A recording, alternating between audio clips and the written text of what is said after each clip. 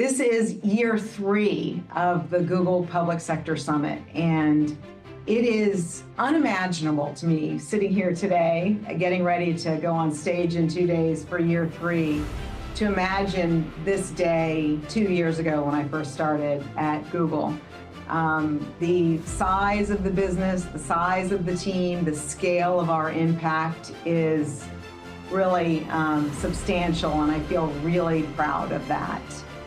Today on the Daily Scoop podcast from the Scoop News Group. Top tech trends heading into the 2024 Google Public Sector Summit. CEO Karen Dahut joins the podcast ahead of the event to give listeners a special preview. It's Tuesday, October 15th, 2024.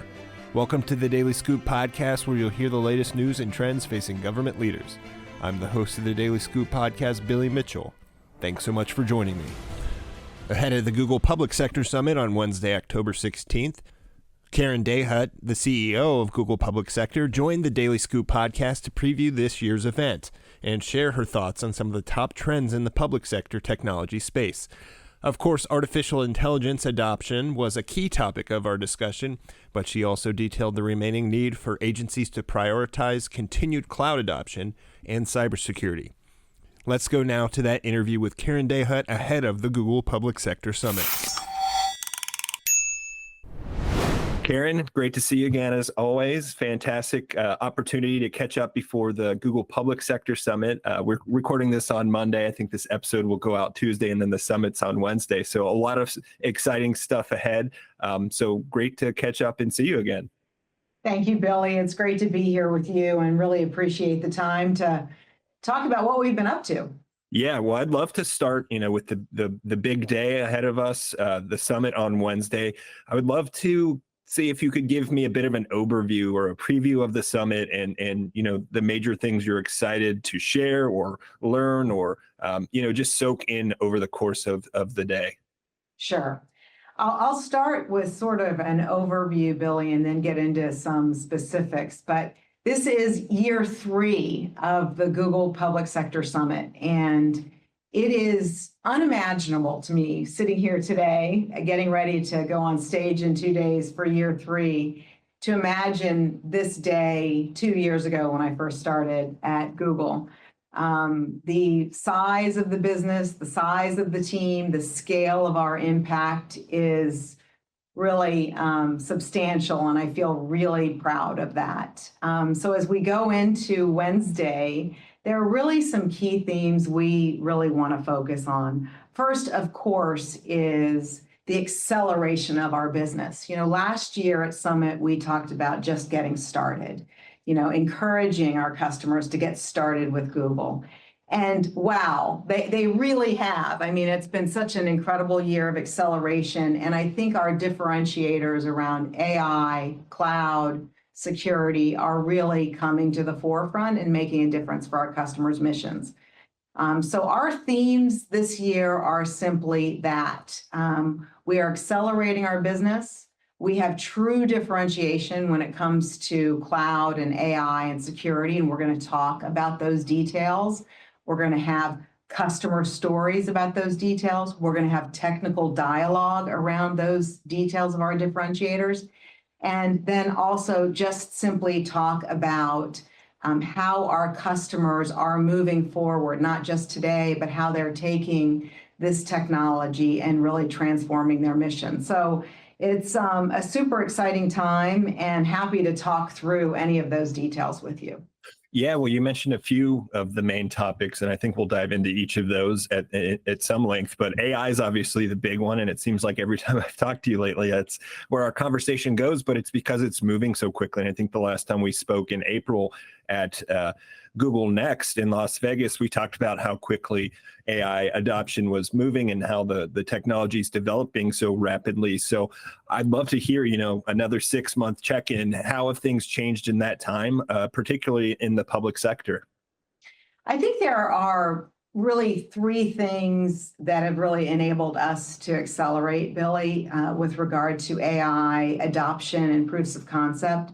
The first is clearly our ecosystem is scaling in a substantial way. The partners with whom we are working, that are building practices around Google Cloud, and our Vertex AI platform is growing substantially, and we are also growing with them. This year, we're going to be introducing a whole new public sector partner program for our ecosystem, which I think is going to help that accelerate even more. So that's sort of on the business side of things. On the technical side of things, item number 2 is really around commercial cloud and our accreditation for secret and top secret for our Google distributed cloud. Those were huge moments for us. For our commercial cloud, we have over 140 services accredited today for FedRAMP High.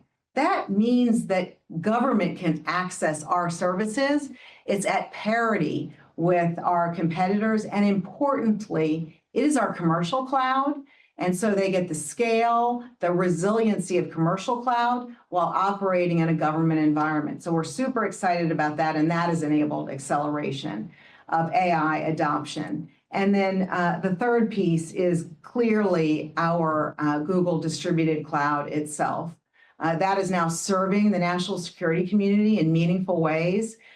We are able to use and scale AI adoption and services for that community.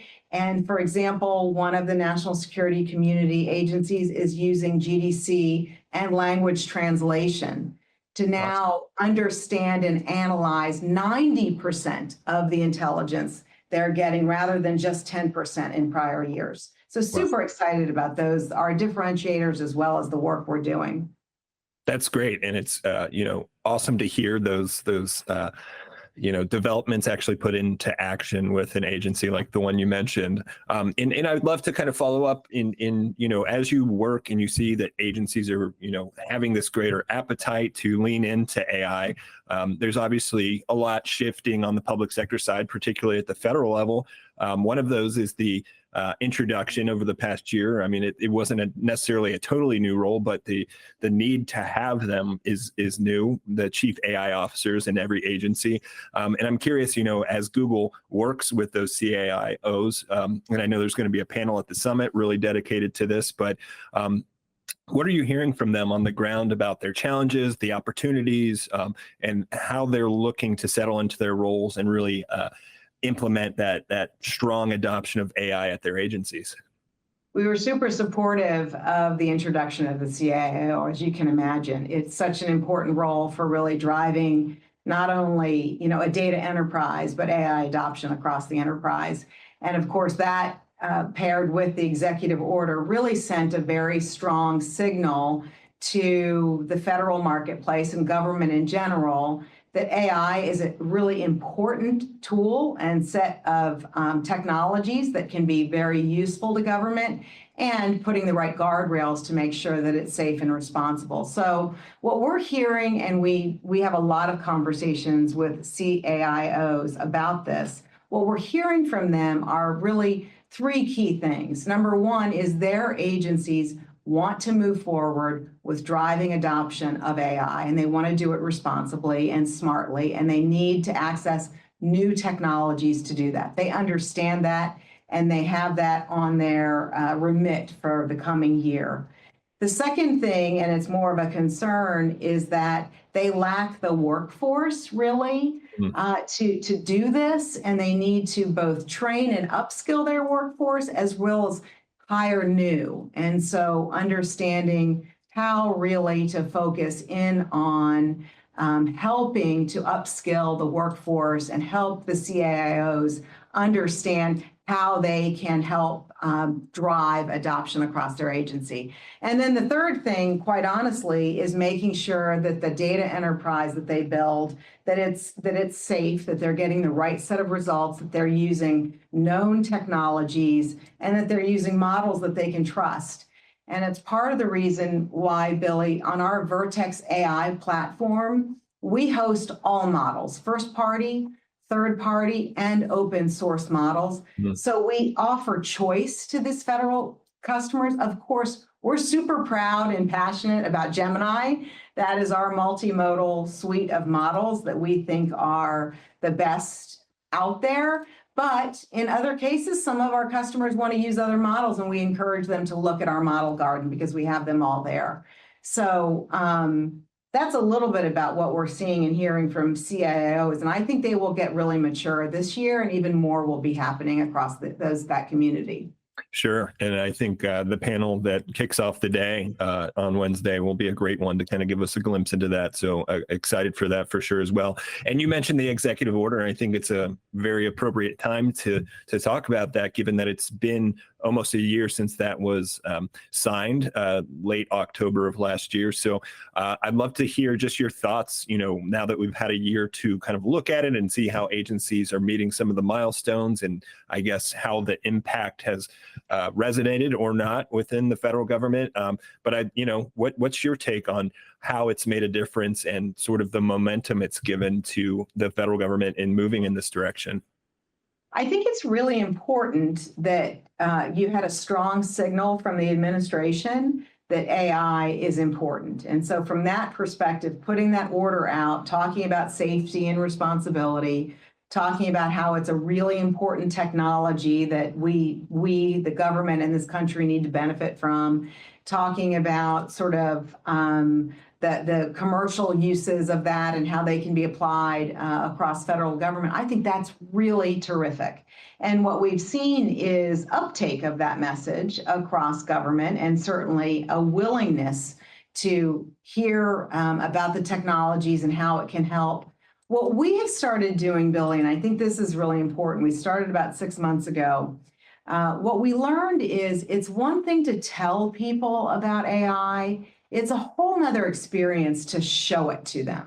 And so now when we walk into any federal agency or the Defense Department or the national security community, we walk in with a demo to show them what the art of the possible is.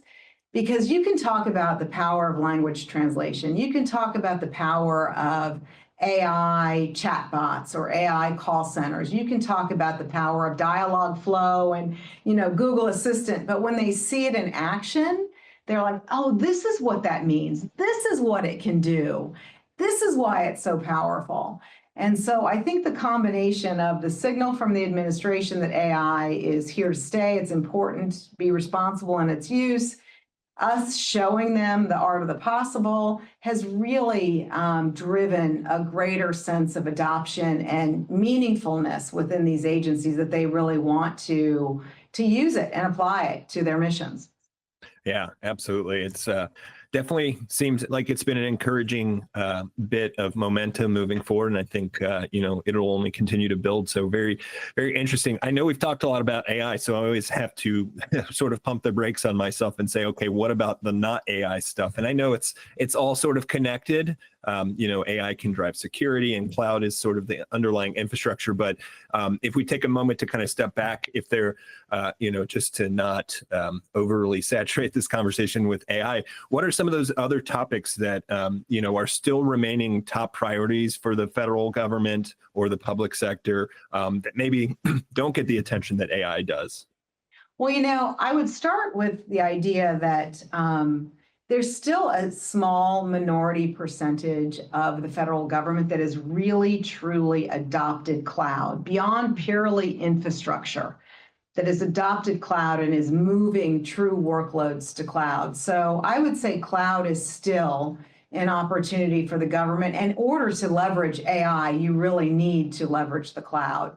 That's why, Billy, we are so proud of our commercial cloud being accredited, 9 zones across the US that the government can access. What that means is they've got the scale of commercial cloud, parity with what private customers receive, and also the security of commercial cloud in order to operate at a secure level for the government. So that having commercial cloud available to them is super important.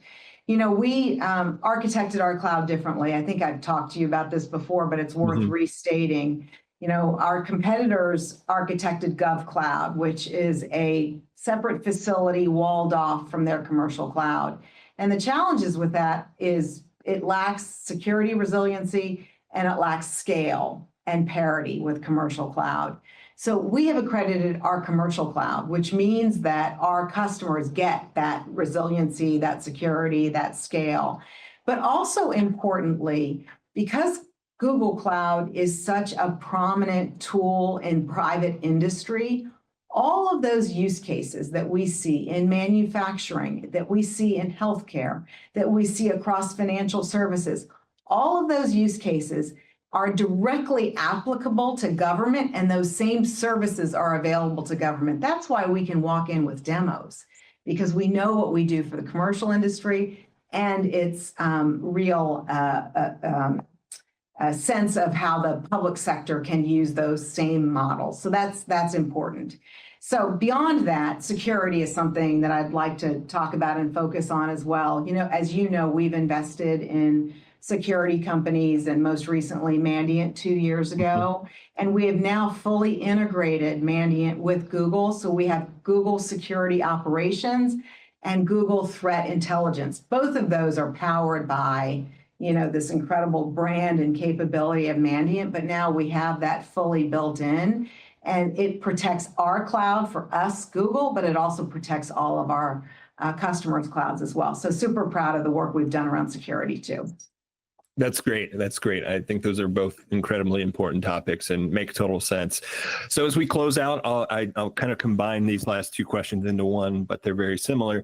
And we're getting to the time where we're near the end of the year. It's time to reflect and look forward. I'd love to look back, although it's still only October. But looking back on 2024, is there something that really stood out to you as sort of a defining theme or anything like that? And similarly, as we move towards the end of the year and start to think about 2025, is there anything else that you think deserves or needs more attention, or that you expect to grow, or anything like that?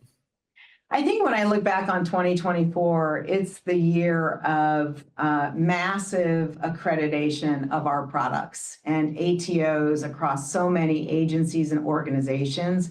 We talked about last year getting started, and we talked about this year as an accelerating year. Well, in order to accelerate, you need the government really to embrace your technology and accredit it and want to work with it and get ATOs for agencies.